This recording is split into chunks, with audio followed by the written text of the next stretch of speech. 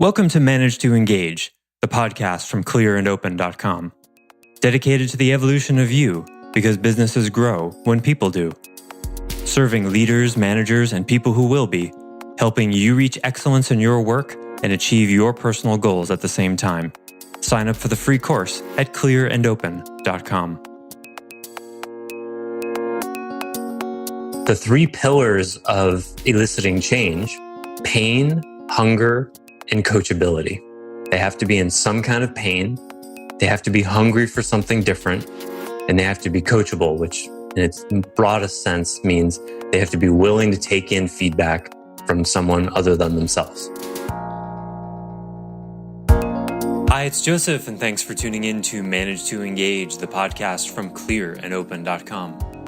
We spent the last few weeks learning the ins and outs of managing others, and now that we have that context for exactly what good management looks like, we can start the process of setting aside our shame issues and authority projections so that we can also be managed effectively. Although cooperating may not be our first inclination when confronted with an authority figure, it really is in our best interest in most situations to help someone manage us, because good managers are, in practice, facilitating change in others. And don't you want to be an active participant in your own evolution? I offer weekly member webcasts, online courses, and mentorship at clearandopen.com because it's my truth that, with the right tools, anyone can eliminate the people, money, and time problems holding them back in business. And I share parts of these webcasts and courses on this show because I want to help you too. If you're enjoying the show and learning from it, I'd love your feedback. If you're listening to the show on an Apple device, all you have to do is open the podcast app, view the full description of this episode, and click the link to leave a rating and review for the show. Thanks so much for listening. Let's start the show. So how to be managed, right? Because part of the promise of the course was to talk about not only how to manage, but how to be managed. Now, you've probably noticed that I haven't talked a whole lot about how to be managed. Why is that? Is it because Joseph completely failed and forgot about half of the course? Or might there be another explanation? And if there were, what would that be? It might be easy to determine it from what you have talked about, what good management is.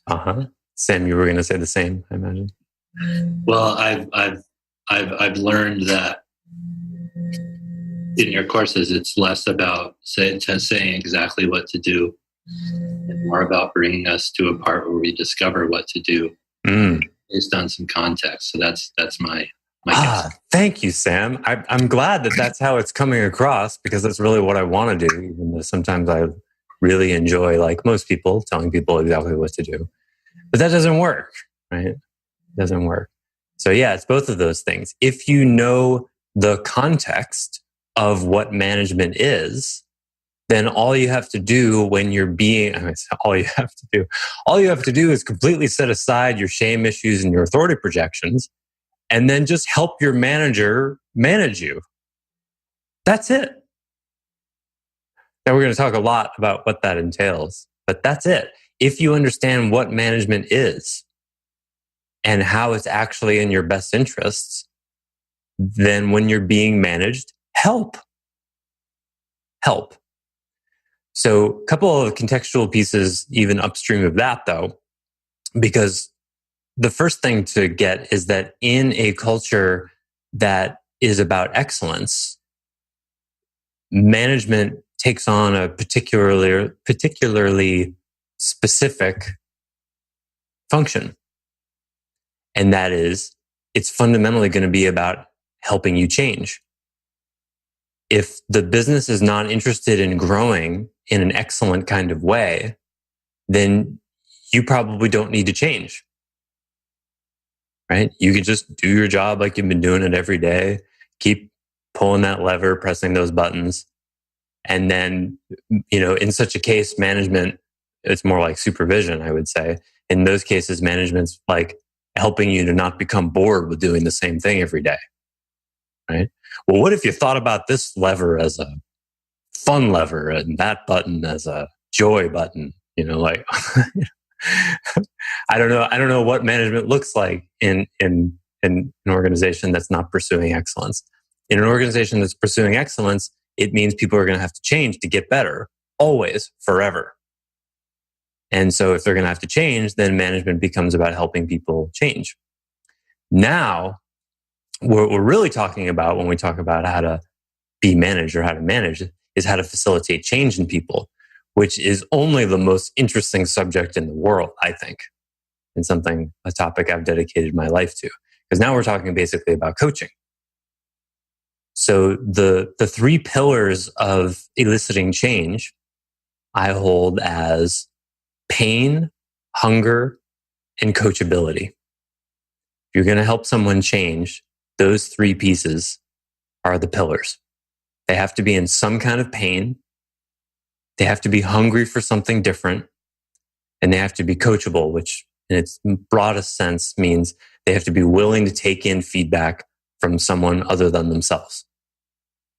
I'm going to talk about each one of these. But so far, that's what you're looking for. Often people will have 2 out of 3. And so if you're trying to help someone change, or if you're trying to change yourself and you're having a difficult time, ask yourself which one of these is missing.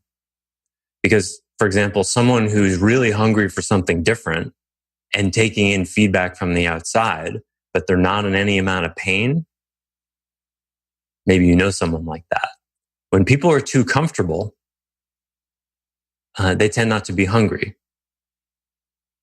There's a relationship between pain and hunger that way. But as it's been demonstrated many times scientifically again and again, people are far more willing to do things to avoid pain than to do things that will get them to pleasure. We're pain avoidant, which is part of the problem of the human species and why, as a species and culturally, we're so slow to change. Because as long as something is comfortable, we're okay with that. There's that expression, the devil you know, rather than the devil you don't know. Given the choice between a comfortable known and a potentially great unknown, people will go with the known, the comfortable known, even if it's making them miserable or obviously not working. Budgeting is a really good example, one of my favorite things to teach. Budgeting is an incredibly simple process. We're going to talk about it in the next course: accountability, metrics, money, and shame. I think I got the order of those right. And we're going to use budgeting as a kind of touchstone for looking at shame and accountability and metrics and that kind of stuff. But, if you imagine the number of people, all you got to do is look at the statistics for credit card debt in our country, which are scary. Google it. It's scary, the amount of credit card debt we as a nation are in. And there's a really simple solution to that. You live within your means. When you live within your means, you're not in consumer debt. How do you do that? You have a budget. But think about the amount of stress people cause themselves by not budgeting, and the debt and the interest rates and the pressure and feeling behind the 8 ball all the time. And then you introduce budgeting to them. Not that you have to. Most people know the concept, right? And they get so uncomfortable about the idea. Many people have the reaction like, well, that feels really limiting. I won't get to just do whatever I want. What do you mean? I'm not going to get to spend whatever I want on whatever I want? Well, can you do that now? No. Right? It's related to that book called by the same name, Predictably Irrational. Predictably Irrational. So let's talk about pain, hunger, and coachability. Start with pain. So the first thing to really get is that the pain is not necessarily a bad thing. That there's good pain. Anyone who's ever exercised knows that, at least the concept, that there's good pain and there's bad pain. And sometimes it's tricky to know the difference and you get injured physically, sometimes emotionally too, depending on the situation. So ask yourself, what are you trying to change? and what is the pain you have about it. So, for example, a good coaching question that elicits more pain about something, if you are trying to help someone change or help yourself change, and you feel like there's a deficit of pain, then a good question you can ask yourself is, well, what will my life look like 5 years from now if this doesn't change? See how that turns the volume up on pain? And that's a really good example of a question with a really specific intent, right? So the manager or yourself says, okay, I don't quite have traction on this. I'm trying to change it, but not really getting anywhere. Okay, well, do I want it? Yeah, I want it. Am I taking in feedback from other people? Yeah, I think so. Well, what if tomorrow is a lot like today? Yeah, I think that's okay. You know, imagine yourself on your deathbed and this thing never changes. What does it look like that? Then that can be a way of mustering in you that pain. And you may discover through that process that it just doesn't matter to you. You know, like for a long time, I wanted to learn Japanese. And then one day I just decided I wasn't going to do it. And when I imagine myself on my deathbed, looking back on my life, am I saying, darn it, I wish I'd learned Japanese? No, I'm not saying that. Okay, project out the window.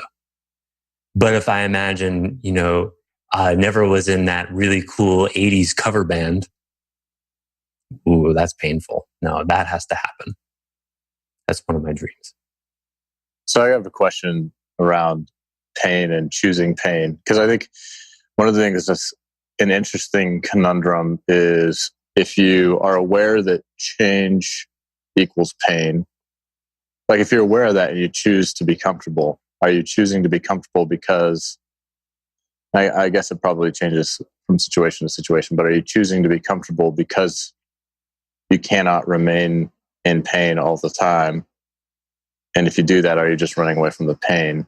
Does that make sense? Like, I know it's kind of a ambiguous question, but it was something I was thinking of. I think we're almost there. I think I get it. Try to make one more pass at it. See if you can phrase the question in one sentence. Yeah, let me phrase it as an example. So if I'm in a job that I don't like, that is causing me pain for whatever reason, right? There's the choice to remain in that job and experience that pain and grow from that. Or there's maybe the easier answer is to get out of that pain is to switch to another company, right? Or switch to a different job. Is that choice to leave the pain of that situation just a choice to become comfortable again? And then therefore miss out on the change that you could experience in that pain. Does that make sense? A little bit more? I would say that would be the question. And I would say the way you're painting the example is understandable, but it's not deep enough to be able to assess that. So you'd have to know, well, why is the existing job painful? What's painful about it? Yeah. Is that because there's a challenge to meet or a fatal dysfunction that shows no sign of changing? Well, even with a fatal dysfunction that shows no sign of changing, there still can be value in that, right? Sure. Yeah. Then the question is like, okay, is this a productive pain or not? Okay, right. And I love the exercise metaphor because anyone who's ever been an athlete knows how difficult it can be to know the difference between dangerous pain and good pain. And people in gyms, especially people who do CrossFit, because that really pushes the limits these days. I know some physical therapists who say they're making a lot of money off of rehabbing people who do CrossFit because the form is so important in that people are hurting themselves. So that's a really good metaphor because it's the same with emotional pain. It's even more difficult to know whether the pain is productive or not. So there can be a lot of agonizing discovery around that, especially when you have a coach or a manager or some trusted advisor who says, go for this. This is useful pain. Do this. As some of you know, at the moment right now, I'm doing a redesign of my brand. It should come out next couple of weeks, maybe a month. And it's been design and the world, anything that has to do with visual niceness is, near the very bottom of my skill set. It's not interesting to me. I'm not good at it. I don't care about it.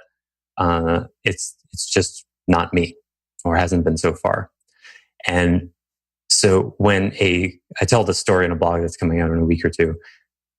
When a coach I trained years ago emailed me very delicately, basically said, "Did you know your logo kind of sucks?"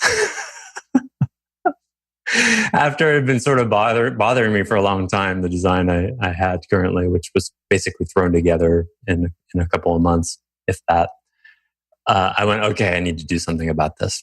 So I did. I've lost so much sleep and experienced so much stress over it. And I chose that. And there's not a single day where I don't have to reframe. I'm like, oh man, I got to rewrite all the web copy. And oh man, I got to get a headshot. I hate pictures so much. And I would have rather run a 10K on broken glass maybe than gone through the photo shoot that I went through. Or not broken glass, just the 10K. I'm not out of shape for that 10K. So it sucked. I hated it. And the challenge, though, what I'm realizing is this new design, which I think is really slick, and you'll see it soon, is challenging me to be a bigger version of me. When I look at it, it says, you're going to have to step up to represent this. And so there's that. There's also it sort of presents me more as a teacher operating in a business realm rather than just a business coach like the many thousands, tens of thousands of others are out there. It's really different. So I've been sort of playing in the business coach space and then backing into how I'm different. This presents, I'm completely different than anything you've ever seen from the beginning. And so there's a real terror in me of like, well, maybe people won't like that. It's a coming out of hiding. And so it's been immensely uncomfortable, but I'm hoping that it's going to be productively uncomfortable. And probably every one of you have had something in your life like that, often in 20s. You usually don't get out of your 20s until you go through something like that. And if you're really passionate about your own growth, you're looking for these kinds of things. Like when you get an invitation to something, a different kind of event than you normally would go to, or something that occurs to you as kind of weird or strange, or you're going to be around unfamiliar, uncomfortable people, and you notice that contraction. No, I don't think so. Pause there and go, there's a contraction there. I wonder if doing that anyway would be useful. And then ask yourself why. If you can do that one time a day, even one time a week, this has the power to radically change your life. Because we get into ruts.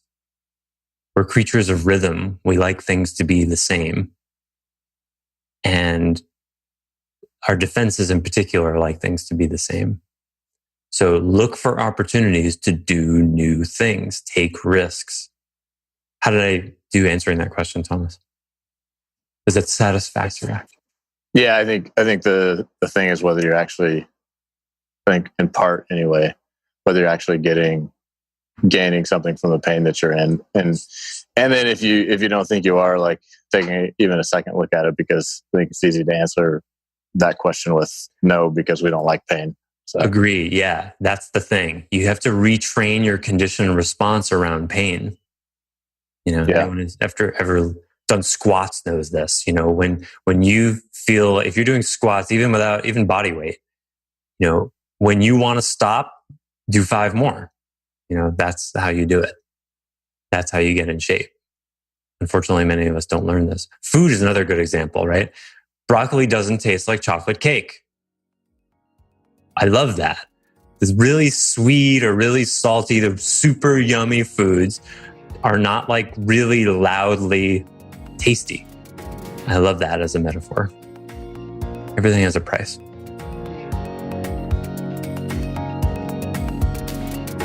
Thanks for listening to Manage to Engage, the Clear and Open podcast. Join us next week when you'll be a little bit closer to who you're destined to be. Until then, know that Clear and Open is dedicated to the evolution of you, because businesses grow when people do. If you want to help the show grow, I'd appreciate you leaving a rating and review on iTunes.